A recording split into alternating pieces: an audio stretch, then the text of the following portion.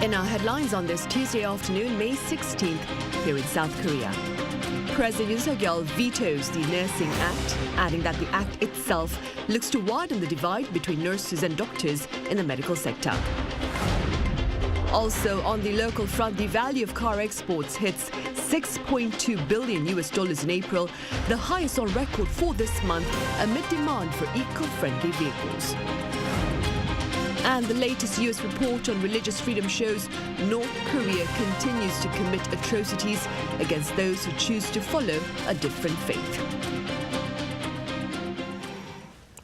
We start here on the local front, where President Yoon Suk-yeol has vetoed the Nursing Act, asserting that the act itself seeks to aggravate animosity among members of the medical sector. The veto was shared at a cabinet meeting earlier on this Tuesday. The Nursing Act was spearheaded by the main opposition Democratic Party of Korea 2 weeks ago. The ruling People Power Party, for its part, had been requesting for a presidential veto, highlighting the hostility triggered by the act between nurses and doctors, as well as other medical workers. While nurses say the act will improve their tough working conditions, doctors and nursing assistants insist it will grant nurses unreasonable authority. Now, this is the second time the president has sent back a bill to the parliament, following his earlier veto of the bill that proposed government purchase of surplus rice. The U.S. State Department has responded to reports about the prospects of South Korea joining the Group of Seven as its 8th member. According to Principal Deputy Spokesperson Vedant Patel on Monday, the U.S. is unaware of plans to discuss membership changes at the upcoming G7 summit. He also pointed out the summit itself would first have to take place. President Yoon Suk-yeol is poised to partake in the summit in Hiroshima starting on Friday as the leader of an invited country. He is also scheduled to sit down for trilateral talks with his U.S. and Japanese counterparts on the sidelines of the G7 summit. Staying in the U.S., an annual report by the State Department that assesses actions against freedom for faith shows North Korea continues to commit related atrocities. Our Lee Si-hoo has details. The right to freedom of thought, conscience, and religion continues to be denied in North Korea, with no alternative belief systems tolerated by the authorities, read the U.S. Department of State's annual report to Congress on international religious freedom. The 2022 report on international religious freedom, which describes the status of religious freedom in every country, released Monday, showed special concern for the violation of the right to freedom of thought in North Korea.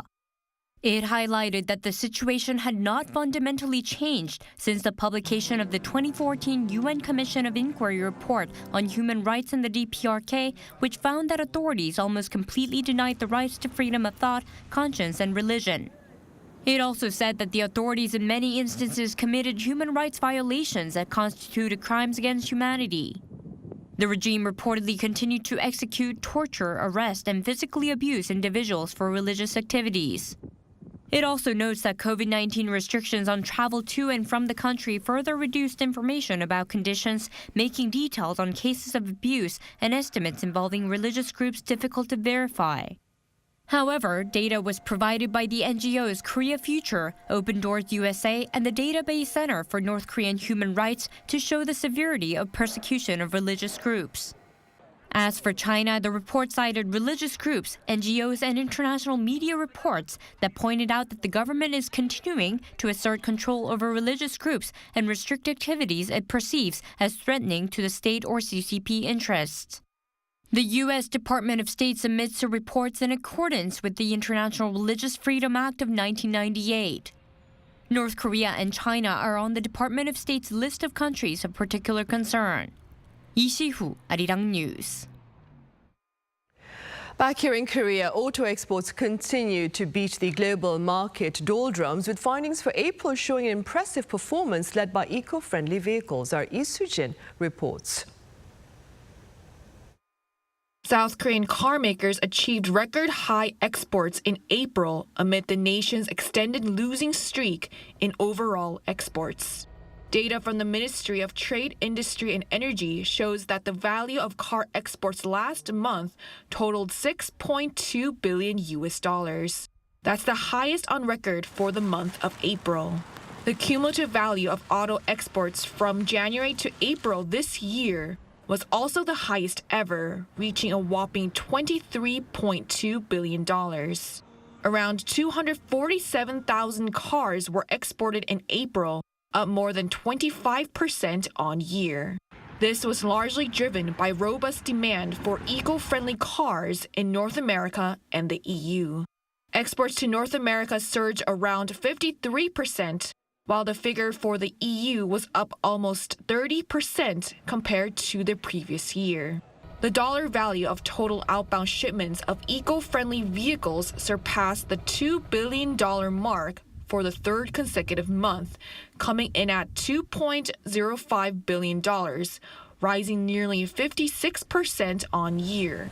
In terms of units, the number of eco-friendly cars exported jumped around 33% on year to more than 63,000.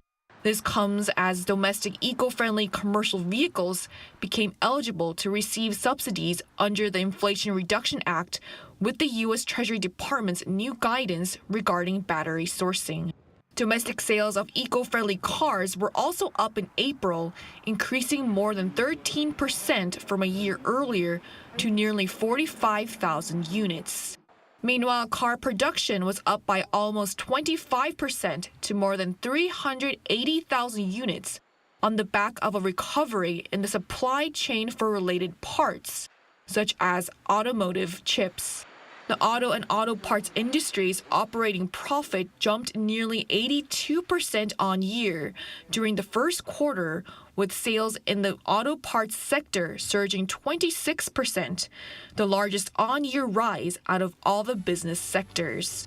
This comes as the IT sector turned red during the same period, posting an operating deficit as the nation continues to grapple with the ongoing decline in the chip sector, the nation's key export area.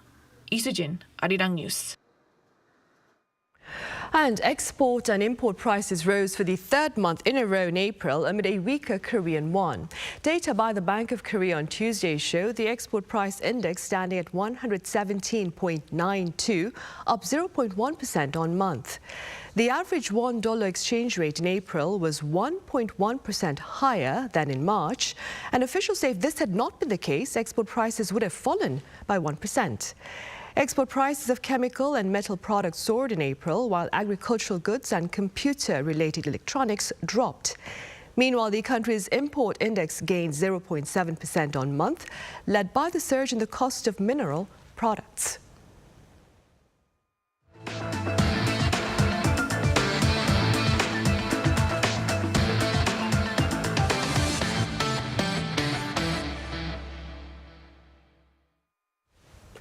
The mercury here in Korea is hitting 30 degrees and above in several parts of the nation on this Tuesday afternoon, and weather experts are forecasting a scorching summer this year. Our Yoon has more on the broader outlook. This Tuesday, people in Seoul woke up to temperatures of 17 degrees Celsius, and the daytime high is forecast to reach 30 degrees Celsius. The highs today are normally seen in the midsummer months of July and are 7 degrees higher than the average for this time of the year. Daegu could see even higher weather today with highs of 33 degrees in the forecast.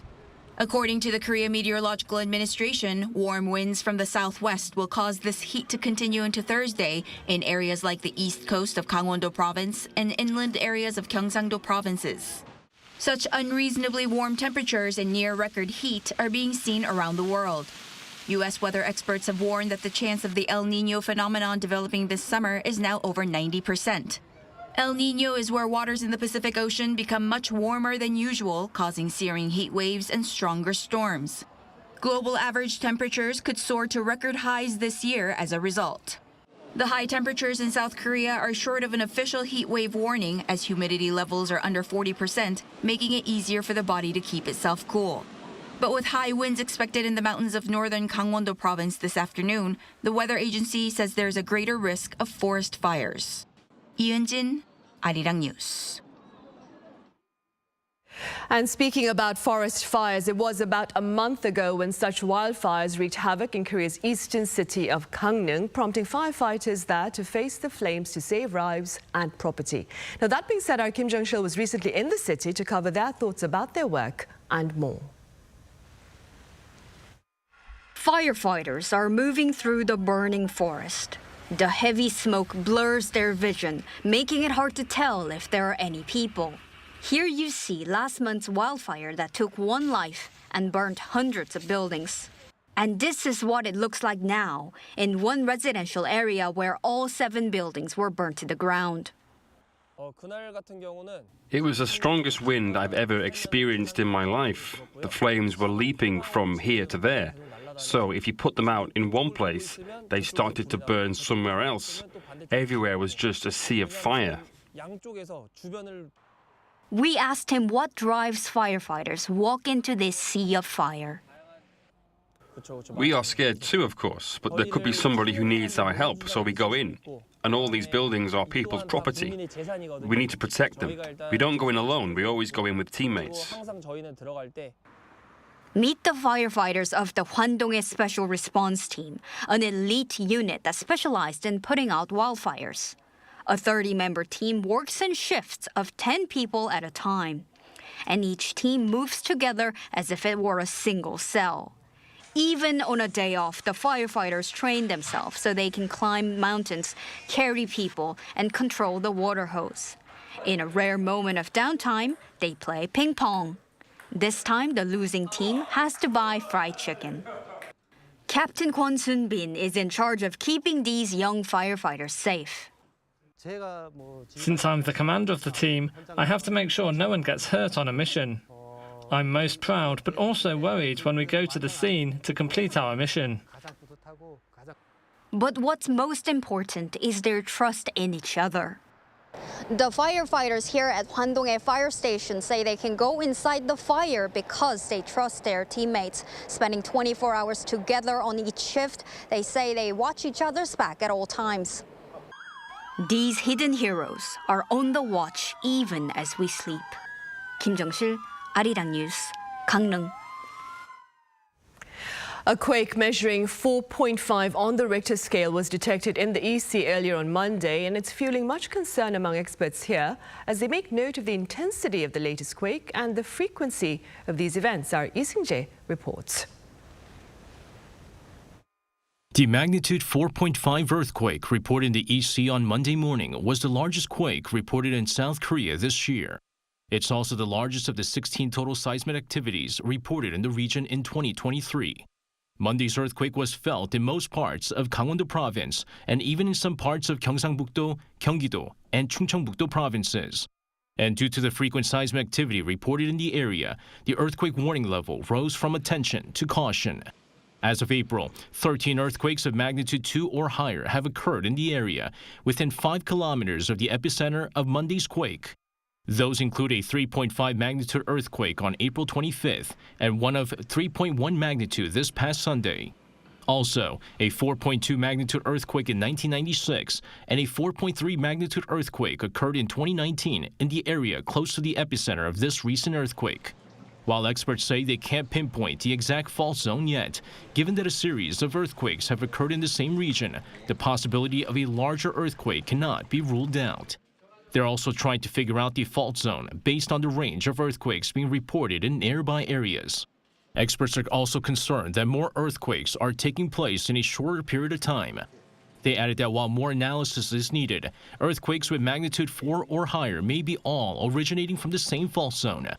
With the experts continuously monitoring the affected areas, and despite there being no damage reported on Monday, they say preparations for a larger earthquake are important, as the possibility of a 5.0 magnitude earthquake or higher remains. Lee Seung-jae, Arirang News. On the medical front, a cancer center here in Seoul is offering a new form of radiotherapy to treat cancer. Our Song Yoo-jin was there.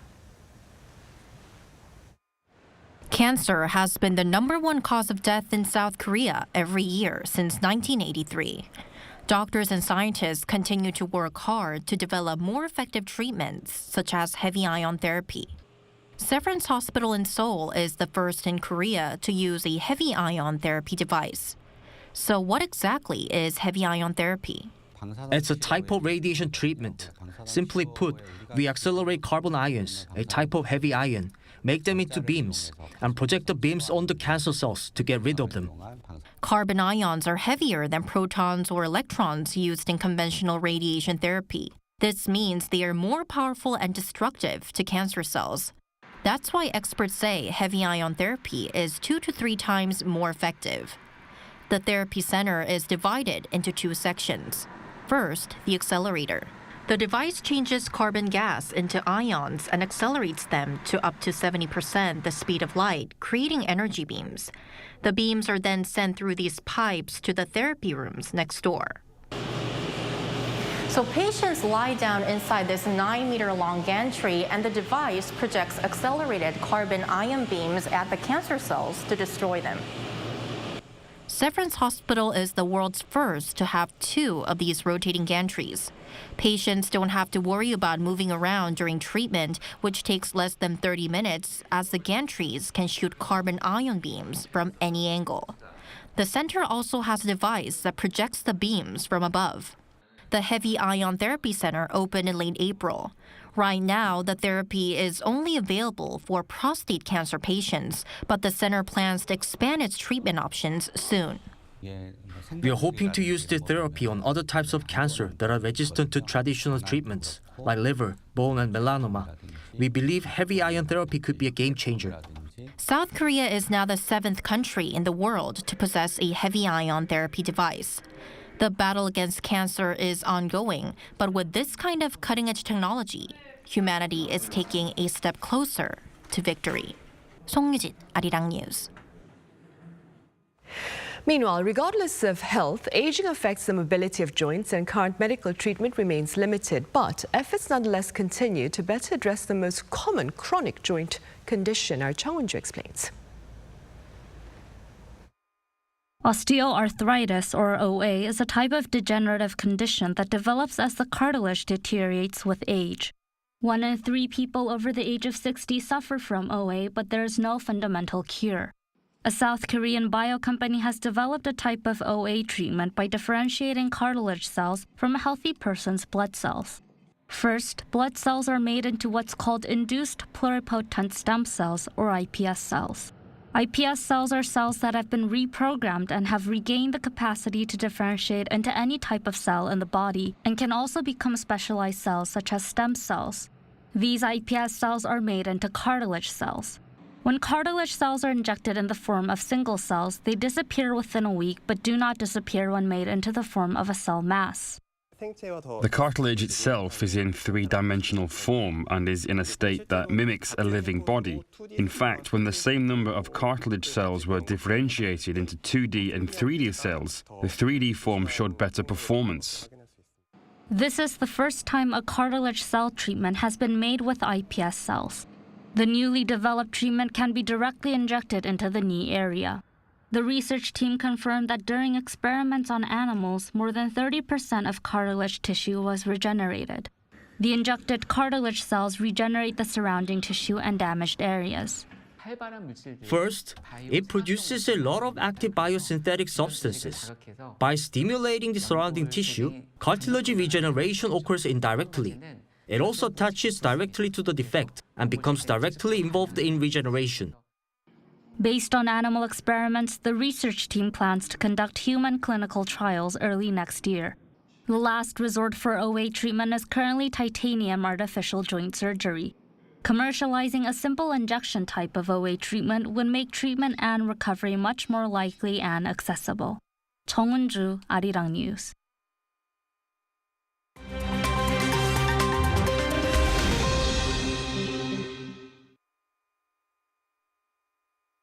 Let's take a look at what's going on in the world now. In the United Kingdom, Prime Minister Rishi Sunak has promised to provide Ukraine with air defense missiles and long-range attack drones. The pledge follows a 2-hour meeting on Monday between Sunak and Ukrainian President Volodymyr Zelenskyy. The UK also promised to start basic training of Ukrainian pilots this summer and that it will work with allies to eventually provide F-16 jets. Zelenskyy stopped by the UK for a surprise visit while on a tour of Western allies to drum up support for his country's counter-offensive. He has already visited Rome, Berlin and Paris, and has secured extra pledges for tanks, armored vehicles and other weapons. Moving on to the tech sector, Microsoft has won approval from the European Union's antitrust regulator for its planned $69 billion takeover of games company Activision Blizzard. The approval was announced on Monday, but is subject to certain concessions from Microsoft. These include a 10-year licensing deal that would allow users to stream games via any cloud game streaming service of their choice. The proposed acquisition, one of the biggest deals the video game industry has seen, still needs approval from the UK and US. Just last week it was blocked by the UK's regulator, and its US counterpart has also threatened to block the deal. Now, legendary poker player Doyle Brunson has died at the age of 89. He passed away on Sunday in Las Vegas. Known as the godfather of poker by some fans and as Texas Dolly to others, he was the first American to win $1 million in poker tournaments. The Texas native won 10 World Series of poker tournaments, the second highest of any player. He also won 2 World Championships over his 50-year career. Born in August 1933, Brunson started playing poker professionally after a knee injury ended his college basketball career.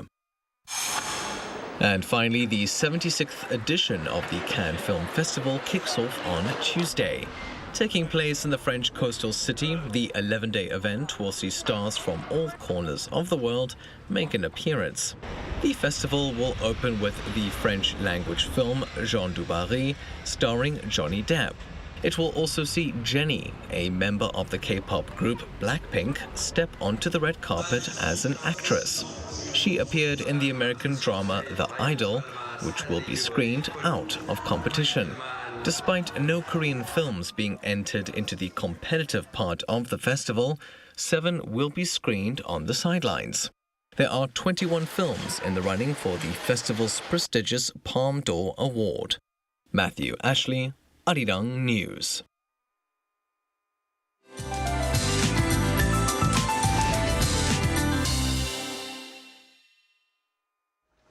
Good afternoon. Most regions are having scorching summer heat with an expected high of 30 degrees in the capital, and Gyeongju perhaps sees a high of 34 degrees this afternoon. And take extra care in the sun as well. We won't be able to avoid exposure to strong sun during the day. Have your sunblock and sunglasses to protect yourself from skin and eye damage. And it looks to be another ozone action day. Making matters worse, the capital region will have bad air quality all day, and bad air in Chungcheong, Namdo, and Gyeongsangdo provinces should improve this afternoon. Top readings in most regions are 2 to 4 degrees higher this afternoon in the 30s, so please drink plenty of water and take it easy today. Midsummer heat is just for one day, but we will have more days with above normal temperatures under a fair amount of sunshine, except on Thursday. Meanwhile, South Coast and Jeju Island will see rain at the end of the week. Now that's Korea for you. Here's a look at the international weather conditions.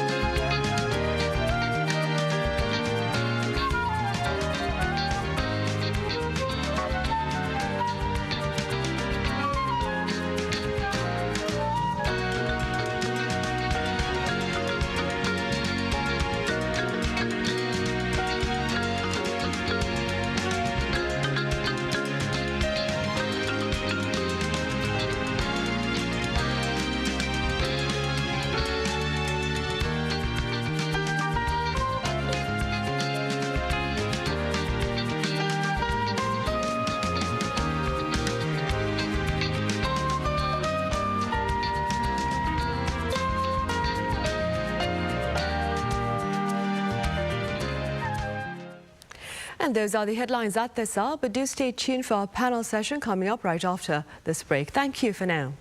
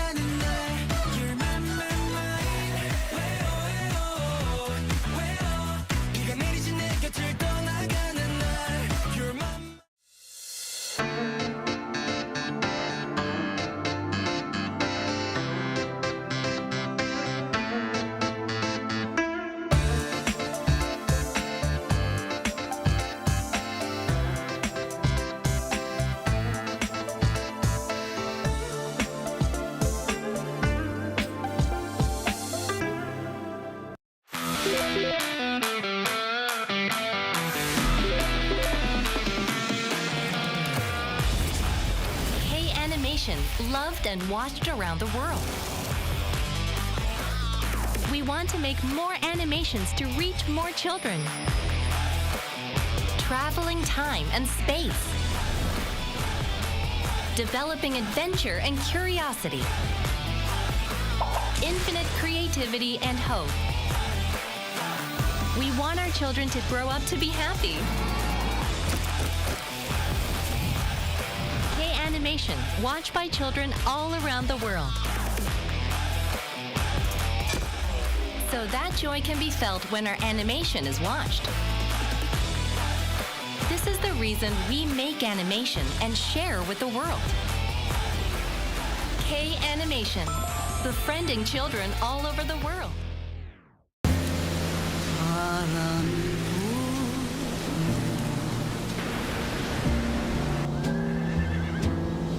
춥지 않은가요? 처음 태어난 이별에서 사는 우리 손잡아요.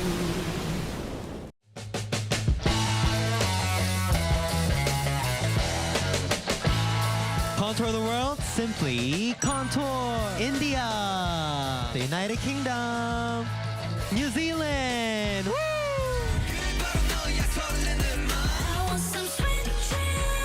I'm excited. You excited? Of course. Yeah.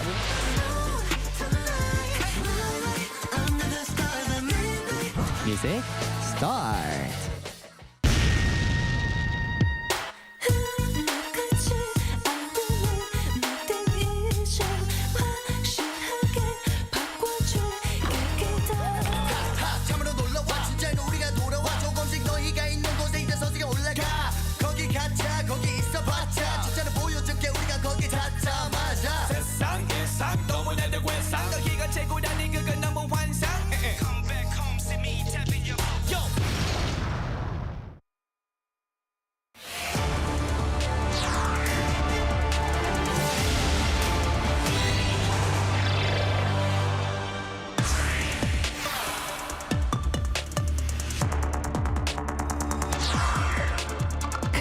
very own space rocket Nuri is scheduled to shoot for the stars for a third time next Wednesday, and this time around Nuri will reportedly seek to carry a commercial-grade satellite into space. So what is the significance of this upcoming endeavour?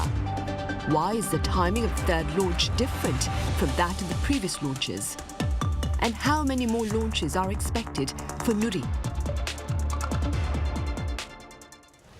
Welcome to Issues and Insiders. Today we discuss Korea's planned third launch of its domestically produced Nuri space rocket. For more on this, I have Professor Paul Yoon at the El Camino College live on the line. Professor Yoon, as always, it's a pleasure to have you with us. Good to see you. I also have Kwon Soa here in the studio. Soa, welcome. Always great to be here. Right, so let's start off here in the studio. Let's begin with some details about the preparations for next week's launch of the Nuri space rocket. Right, around a week is left until the planned third launch of Nuri, or the Korea Space Launch Vehicle 2, the formal name of the homegrown rocket that's got the mission to put practical satellites into orbit. So May 24th, next Wednesday, is D-Day for now. Nuri is going to carry 8 satellites, which have all arrived at the NATO Space Center in Goheung, Jeollanam-do Province, around 2 weeks ago. And since last week, the assembling process has started. The significance of the third round is that an actual satellite with Earth observation capabilities will join the journey. Professor Yoon will give us more details on that later on. According to the Ministry of Science and ICT, by the 21st of May, Nuri is expected to be fully assembled and then loaded on a special vehicle and transferred to the launch pad on the 22nd. Earlier in April, the first and second stage assembling process were said to have been completed, and now the third stage is getting prepared, which is where the 8 satellites are being loaded. Various performance and launch safety control tests have or are also being carried out, and those involve 11 organizations, including local government officials, the military, and police. On the eve of the launch, so the 23rd, when the rocket is erected on the launch pad, it'll go through final verifications, which includes electricity, fuel supply, and other mechanical functions. Right, and all that being said, Professor Yoon, what would you say is the main mission of this third launch of the Nuri space rocket? I think this one, just unlike previous first two, which is a kind of carry out the performance verification satellite. This is the time actually Nuri third launch carry practical commercial grade satellite, I think, which is a pretty significance. And apart from that particular difference, Professor Yoon, do you see any other differences between this upcoming launch and the previous 2 launches that we've had? Yes, ma'am. The first of all is it is actually carrying the practical and then commercial grade satellite. Also, I think very importantly is, unlike the first 2, it's involving commercial partner. And just NASA involving many commercial partners such as the SpaceX. This time, Korea government involving Hanwha Aerospace, which is a very good directions for future Korea's space industries. And also, I think this time they're carrying satellite manufactured by Korean private companies. To be competitive in the space industry, there needs to be a heritage. So this time, Korean companies' satellite will be tested in space environment, which will prove the market that its products and services are functioning properly, which will be good for Korea in the long run. Right, I see. So the previous launches took place at 4 p.m., I believe, and this particular launch that we're looking ahead to for next week has been scheduled for 6:24 p.m., if I'm right. Why is that? Yes, good observation. The test launch in November 2018, the first launch in October 2021, and the second launch in June 2022 were all scheduled for 4 p.m., although the first launch was delayed for an hour to 5 p.m. But this time, the third launch has been decided to be carried out at 6:24 p.m. The launch time is determined based on the type of satellites that the rocket carries, their missions, and which orbit they are put into. There's a suitable amount of sunlight that's needed for an optimal performance. Also, the number 2 next generation small size satellite that we mentioned earlier is to perform its mission at an altitude of between 500 and 550 kilometers. So the time has also been set with regards to minimize the possibility of collisions with other space objects. And in case of any checkups that might be needed at last minute, the launch could be delayed for around 30 minutes. However, the Ministry of Science and ICT and the Korea Aerospace Research Institute, which are in charge of the project, plan to stick to 6:24 p.m. as much as possible. Right, and also, so could you tell us a bit about the events that are poised to occur once blast-off takes place? Right, so let's say that the launch does take place at exactly 6:24 p.m. In that case, 125 seconds after Nuri's takeoff, the lowest stage is separated. Then the fairing and second stage are detached one by one. The fairing or payload fairing is an equipment that protects the rocket, and the third stage during the early boost phase, as aerodynamic forces can affect the spacecraft. Now, 783 seconds or some 13 minutes after the rocket takes off, the next Sat-2 will be separated. That's the satellite we spoke about before. From then on, every 20 seconds, 7 satellites will be freed in intervals. The JAC, the Lumiere T1, the KSAT-3U, and 4 SNIPE satellites. Some 19 minutes after the flight, it'll be determined whether the launch was a success or not. And from then on, what will be the satellites be doing? So Korea's second next-generation small satellite, the next Sat-2, is the one with the mission to capture high-resolution images of the orbit, which will use so-called X-band radar technology to measure space radiation for 2 years, orbiting at an altitude of around 550 kilometers. And the others are 7 CUBE satellites that will also be in charge of Earth observation, space radiation measurement, demonstration of space waste reduction technology, and identifying near-Earth plasma structures. Oh, I see. And staying with that, right, they really have a lot of mission ahead for them. Professor Yoon, what more can you tell us about these satellites and their upcoming mission? Just Soa explained so well, so I just want to add a few more things. Right, so I think Soa pointed out about next generation small satellite, which is what it's capturing high resolution images regardless of weather condition, which means during the night or whether there's a cloud, rainings, you could still capture very clear images, which is going to be very practical application for many areas. Furthermore, I just want to add 4 CubeSat developed by KASI, Korea Astronomy and Space Science Institute. They are first time, I guess this is the first time in history. I think they are doing the flying information, which means they're flying at the same time to study space weather. That's quite noticeable. Right, I see. Good to know. So the conventional wisdom is that practice makes perfect. And that being said, do these particular words, you believe, explain the repeated launches of Nuri? Well, according to what the Korea Aerospace Research Institute says, yes. Now, following the first 2 launches, with one of them partially succeeding, the second one ending in a success, however, having deployed dummy satellites, and now the third one, which we'll know more about in a little more than a week from now, the project already has its 6th launch scheduled. So we're going to have the 3rd one next week, and then 3 more already planned. So that will be the 4th one in 2025, the 5th in 2026, and the 6th launch in 2027. So what that means is, regardless of whether the launch fails or not, the focus will be on increasing the success rate through repeated launches. And other advanced countries have improved performance and reliability through repeated launches as well, is what the organizers here say. So yes, Korea also plans to raise its reliability of projectiles by optimizing and stabilizing the process through repeated launch operations until we do get perfect in it. And also, according to KARI, the institute, it's necessary to meet the demand for satellite development in Korea, and the government plans to expand the scope of the private sector in future Nuri launches. Right, I see. Professor Yoon, how many launches do you advise and why with regard to space rockets? So I explained pretty well. Korean government is planning for 4 additional launch, including next week launch. I think that's good enough. If it goes well as planned, that should be good enough to prove that Korea has a launch capability and the payload operation. I think that's going to be good enough. Right, I see. So 6 launches in total then. And so what looks to be the greatest variable to any upcoming launch?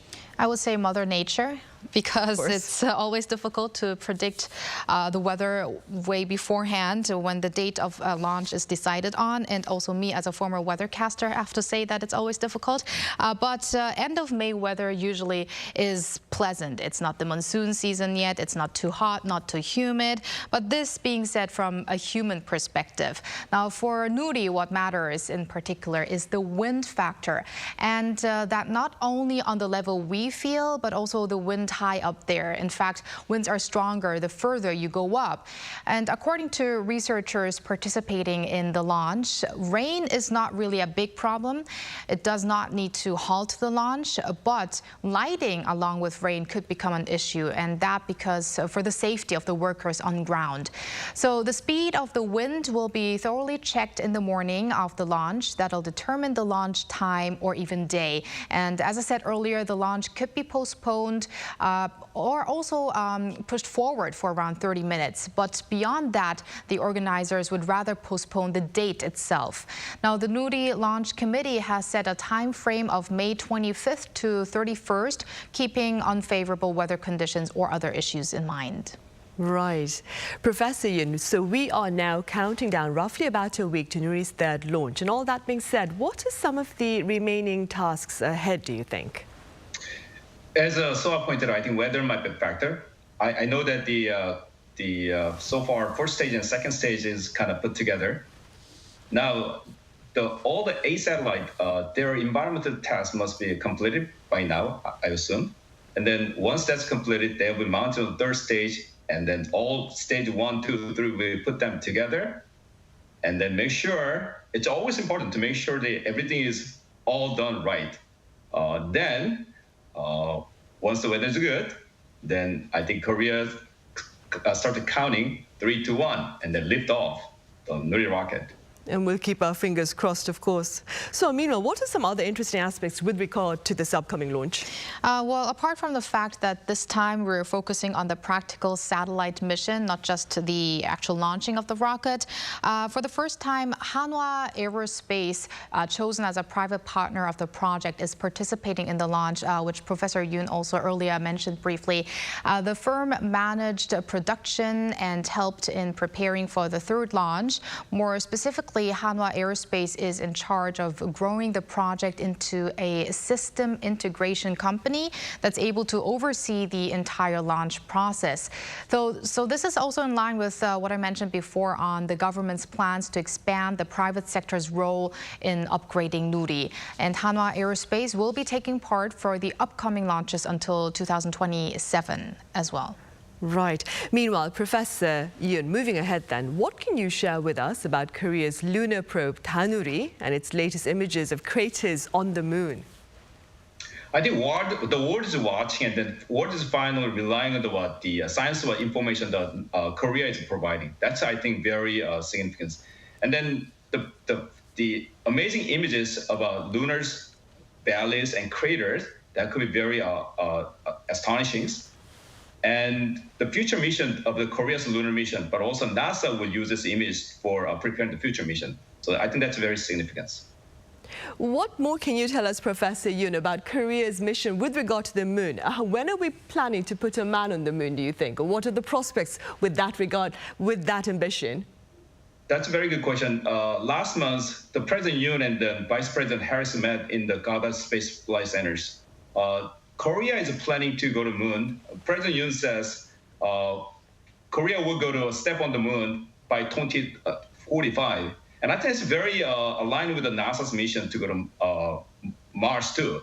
So I think, let me clarify, yes, President Yoon talks about going to the Mars by 2045. This is very close to align with the NASA's plan to go to Mars around that time. So if Korea is work closer with the United States through the Artemis program, I think the chance to succeed is very likely.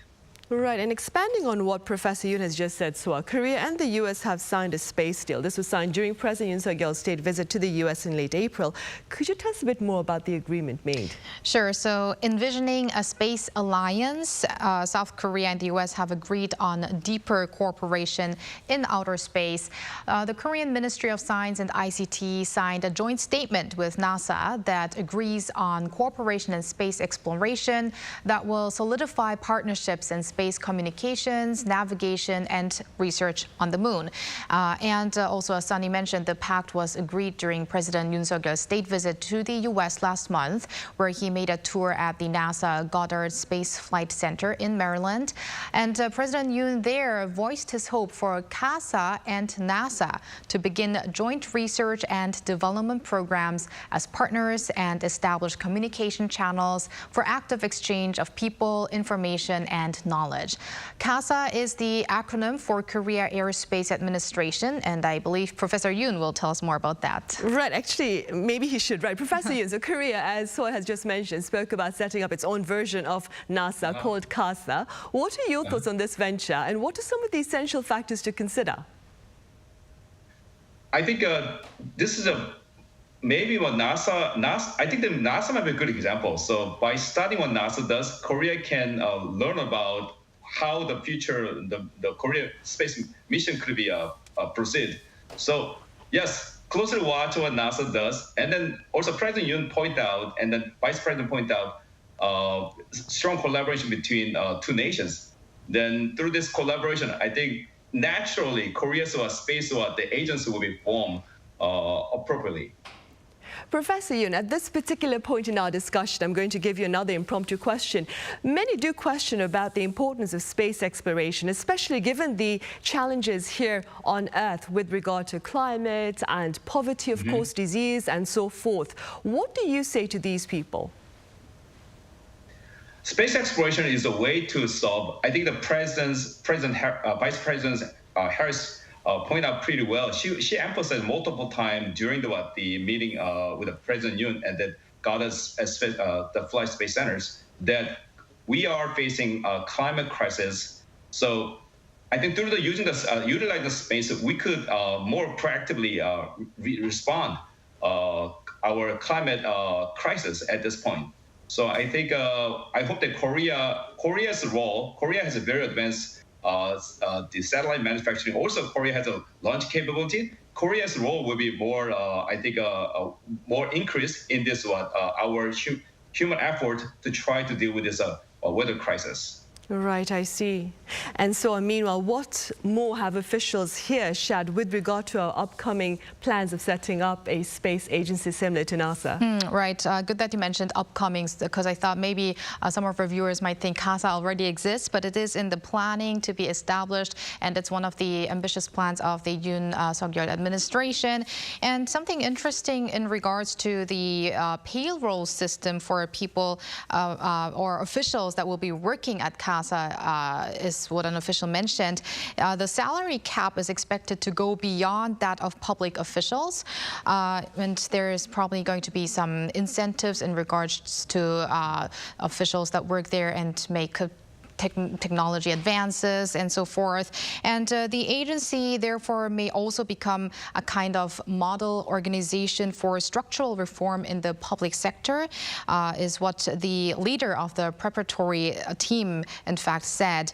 And once launched, it's going to pave the way in making South Korea become the 7th space power in the world, is what officials are hoping for. Right, I see. Professor Yoon, I hear space tourism can become a reality as early as this year. Could you tell us a bit more about this prospect? That's right. I think interesting is about behind my screen. You see the ISS, International Space Station. The ISS will be planned to be retired by 2031, and that will be replaced by commercial international space stations. So I think that'll be I think important part of the destination for the space tourism too. So NASA is pointing out, NASA tried to commercialize space. We are relying on this commercial partner, and NASA says commercial partner come up with some idea that you could commercialize the space so that you could sustain, you could make a profit. Tourism is definitely important ingredient of the commercializing space. So I'm pretty sure it's going to be continually growing. And then I think a few years later, within 10, 20 years, I think a lot of people will travel space. I actually have a question to Sunny. Would you actually be wanting to make travel to space if it gets commercialized all over the world? I would actually love to travel. Unfortunately, though, I have claustrophobia. So I don't think I can make a space trip. So if we had to abandon Earth and go to space, I would have to stay here. What about you? For me, I don't think I could afford it. That's a good point. Meanwhile, Professor Can I add one more? Yes, of course. Sonny, don't worry about it. You know, you could fly, right? I think it's going to be just like taking a plane to going one place to the other. So I think you'll be fine. Also, the cost, I'm pretty sure by economy of scale, the price will go down gradually so that more people can travel. Good point, Professor. We'll keep our eventually fingers crossed for that, right? Hopefully. That's what I think. Right. One more question, Professor, before we let you go. Very brief question. Amid these advances in space technology, there are concerns about the space debris out there. What do you have to say regarding that? Very briefly. That's another problem. I think in the past, we just used something, we just leaders.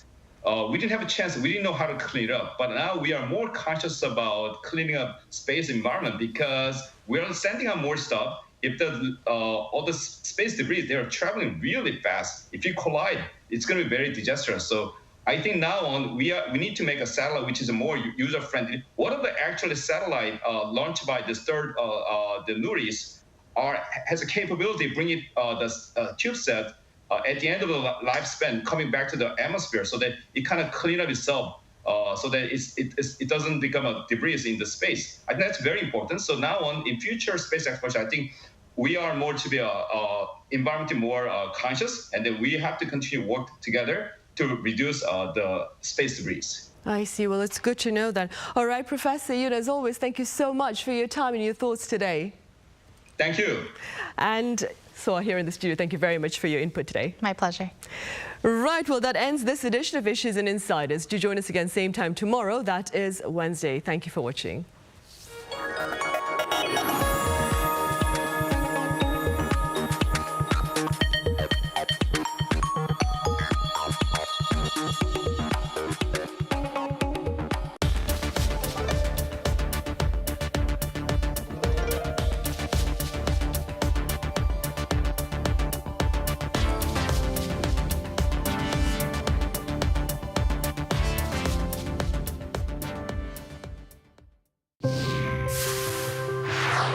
Mabuhay. I am the Ambassador of the Philippines to the Republic of Korea, Teresa Dizon de Vega. As Korea moves into a more active and engaged position as a global pivotal state, and with the growing influence of Korea in many fields,